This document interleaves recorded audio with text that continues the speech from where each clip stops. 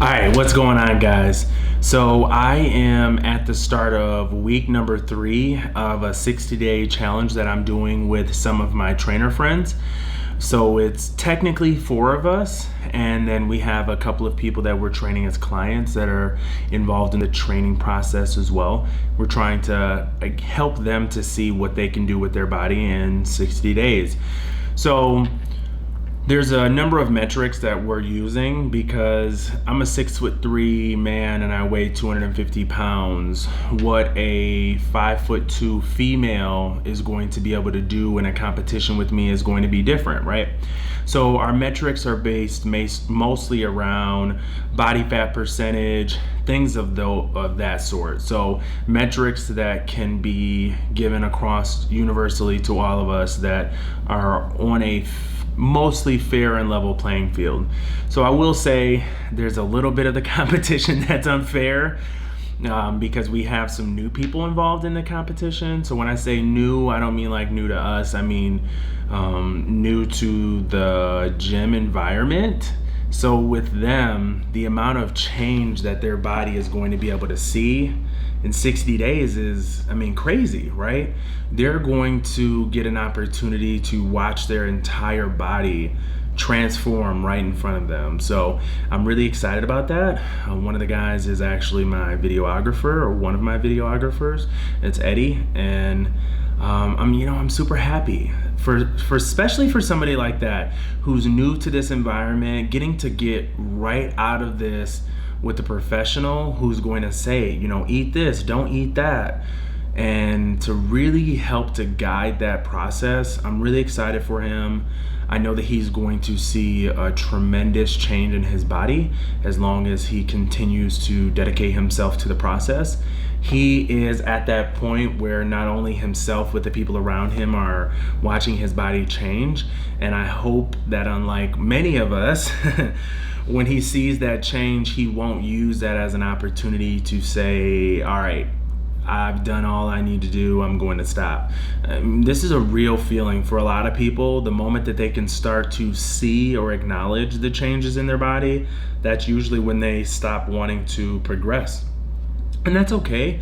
We go through waves. I started my weight loss journey, the real biggest part of it, in 2015, and from there it's been a battle ever since. So I've definitely had times where I was a little bit more locked in than others, especially at the start of it. I lost 45 plus pounds within the first 2.5 months. A lot of times when people get in the gym, they burn themselves out. It's not that they don't have the ability to lock into the gym, it's they do too much. They think they need to work out 4 and 5 times a day, do 2 a days, wake up, do cardio, and then go to in the afternoon and do stuff. And that's just not sustainable for most people. That's a reality. Most people cannot sustain working out to that intensity, especially right out of the gate. Now, scientifically speaking, it's not even good for your body. So to train that aggressive is just not a good thing. And it'll be interesting throughout this competition because one of my good trainer friends, she is dealing with that right now, feeling a little bit of the frustration of maybe I was doing a little bit too much. And then when you really love what you do, when you love the industry and you're good at it, you get so dedicated to it. So you have somebody like that who loves being in the gym, who loves pushing their body to its break, and then also enjoys their NEAT, which is their non-exercise activity. So, whatever outdoor activities that you prefer, but for this individual, they're active every single day, even outside of the gym. So that burnout is a real thing. I'm happy that Eddie is not going to go through that. He is going to have an opportunity to kind of work his body in at a gradual pace. But ultimately, somebody like that is going to see tremendous change in their body, whereas somebody like myself, I've been pushing it. It's been 5-6 days a week, And a lot of that comes from, well, I've been training consistently for years. I would say that right now, being a full-time trainer, as opposed to when I was just doing it maybe for fun or just a side hustle, but now being a full-time trainer, it's been almost 3 years that I've been consistent in the gym. My goals have been somewhat all over the place. A lot of times I would try things for the simple sport of it. Oh, let me try keto, or let me try this, or let me try that. I would say right now is the first time in a very long time that I'm doing something specifically because I want to do it. I want to be able to show people that you can take your body from 310 pounds of fat, not muscle, and you can scale that down to a muscular body at 10% body fat. I mean, that's crazy. 120 plus pounds from my heaviest down to my smallest. Now, I'm much heavier now because of muscle, but I mean, my gosh, that's a lot. So right now, it's interesting for me because I'm back into the mode of, okay, I have a goal that I'm trying to accomplish, and let me actually get to that goal. So I am at the start of week 3. I am really excited about it. So I'm going to just kick ass from here. I'm going to continue to push over these next 6 more weeks, and I hope to, of course, do check-ins. But yeah, I mean, that's my goal, is to keep kicking ass. I want to shred. So I'm training pretty hard with my strength training. I am riding the line of my maintenance caloric needs. I am a little bit below because I do want to lean out. I just don't want to lean too much. So one of the biggest things that I am doing for that, in not wanting to lose my muscle mass, is I am not missing protein. So I definitely am skipping out on some carbs, but what I will not do is miss my protein goals for the day. I'm not even going to give myself the out to not meet that goal, because I've worked hard to gain the amount of muscle that I have, and ultimately I want to get bigger. I'm not going to say I'm unhappy, but I don't currently sit at a size that I want. I do want to increase the size primarily of like my midsection. So I want to tone it, lose the rest of the fat that I have going on there. And then I want to bulk it, increase my core size with muscle. I do want to increase my chest. My chest looks great. I'm really happy with how it looks.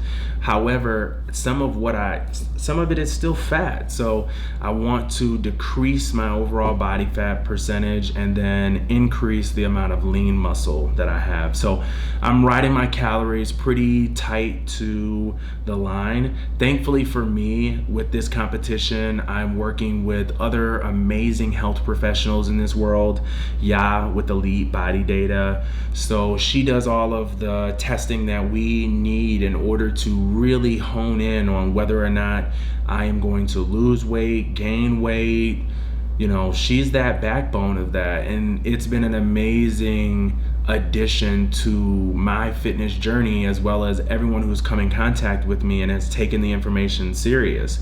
Before I was in this industry, what I thought I needed for my caloric needs was crazy. When I moved to Chicago, I was thinking that eating 2,000 calories was, oh my God, I'm never gonna lose weight. Now, trust me, I was thin then. I was really thin. My maintain level is around 4,000, maybe a little bit higher. So it's been amazing to have that information. That is going to continue to be a guiding staple of my training world. I'm always going to want my clients to have the access to that information, as well as it's going to continue to be a great tool for myself. Going through things as a young person and watching things on TV and, just the world of being overweight. I have dealt with eating disorders and this information, what she has given me, has allowed for me to correct issues that I have been dealing with for a very long time. So very fortunate to have access to that type of information. I strongly encourage that you seek out the information that you need on what your body caloric needs are. It's called RMR testing, resting metabolic rate test. I strongly encourage that you take that type of information serious. As it pertains to your health, you cannot outtrain a bad diet, period. And that includes not eating enough. We think that it's just eating too much, but I find that with the majority of my clients, they do not eat enough, period. They don't eat enough to give their body what it needs. Therefore, they're running at a deficiency that is too severe for their body to want to reasonably give away extra calories, to say, I'm gonna give away my emergency storage in order for you to look thin. Your body's just not going to do it. So grateful for that. I'm really happy with how it's going so far. I have those moments where, I feel slight insecurities about my body, which is why, on my Instagram, when I do my daily picture, I always include in there how I'm feeling. I think it's important for not only myself, but for people around me to kind of fully understand that you might look great, but maybe I don't feel great. And that's okay, because sometimes we ignore our feelings and we say, oh, whatever, and we just push it down. I am a firm believer that if I say, what, I'm not feeling that great about my body today, well, why? Oh, yeah, well, how can I identify where that's coming from? Have I been eating a lot of salt? Has my carbs increased? Have I been drinking a bunch of water or not drinking a bunch of water? Am I consuming fiber? Trying to identify it and then moving on. Okay, I don't feel that great about my body today. Fine. All right. I own that. I sat in it for 5 seconds and then I moved on. I've learned, especially through social media, that the vast majority of what we feel insecure about as it pertains to our body really is just in our head. That 1 or 2 pounds of water weight that you picked up over the weekend, nobody really notices that. Maybe your partner does, maybe the person you lay down next to does, but nobody notices that. It's just in your head, and it might be uncomfortable for a day. Go outside and go for a brisk walk. You'll be fine. I'm going to continue to post daily about how I'm feeling about my body, because I think that it's important for myself and for other people to be aware. You have those feelings. It doesn't matter what stage of the game you're at. You better believe that when I was 23 and 280 pounds of fat, I definitely did not think I was going to be here. I definitely sat around in my uncomfortableness and didn't think I was going to be here. But I own your feelings and keep going. Yes, I don't feel that great today. All right, well, what am I gonna do about it? Or you know what I'm going to do about it? I'm going to make sure that my calories are great today. I'm going to make sure that I tell somebody else that they look good, or whatever I need to do to kind of make myself feel good. So I guess the biggest thing that I hope that somebody will take from my entering 3 weeks is, 1, you have to put in the work. Be willing to put in the work. Be willing to be aware of what you're doing to your body, whether you're doing too much or not enough. You need to be conscious of that. Make sure that you're hitting your body's caloric needs, whether you're doing too much or not enough. You need to be aware of that. You don't have to track every calorie that you put in your mouth, but you need to be aware of what your body needs and try to follow that. And be proud. Whatever stage of the game that you're at, be proud of that. And then work for that next stage. Work for it. You want it? Put in the work. Be dedicated. Give yourself a timeline. Stop holding yourself to 1 week challenges. Put in the work for an extended period of time and see what your body gives you. That's the biggest takeaway that I can give you for this point right now. So I'm excited. I want to see really what I can do with my body in 60 days. So I'm going to bust my ass, and I hope that you all will hold me accountable and get on my ass about it. What's up, guys? Of course, you know I had to get in a quick little chest workout. I wanted to show you all just a little bit of what I like to do in the gym. Thankfully, my building's gym has actually opened back up. As you can see, it's a huge gym. There's a lot going on. There's a ton of equipment, everything I need to be able to get a good workout in. I've been making do with some of the gyms that I've had access to. I'm very thankful for those gyms, but I'm back at home.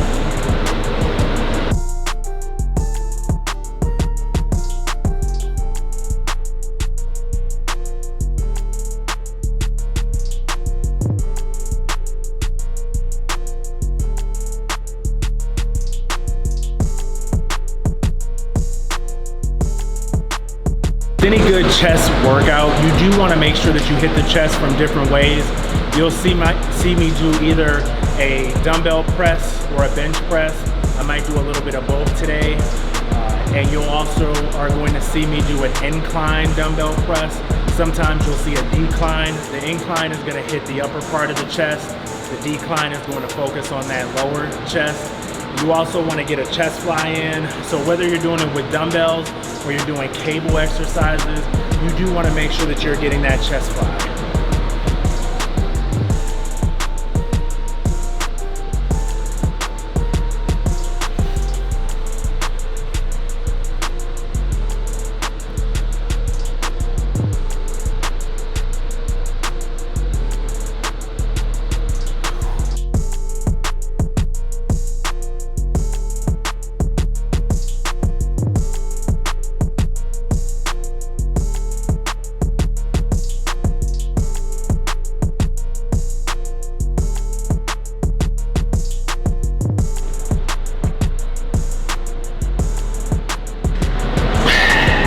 Help me.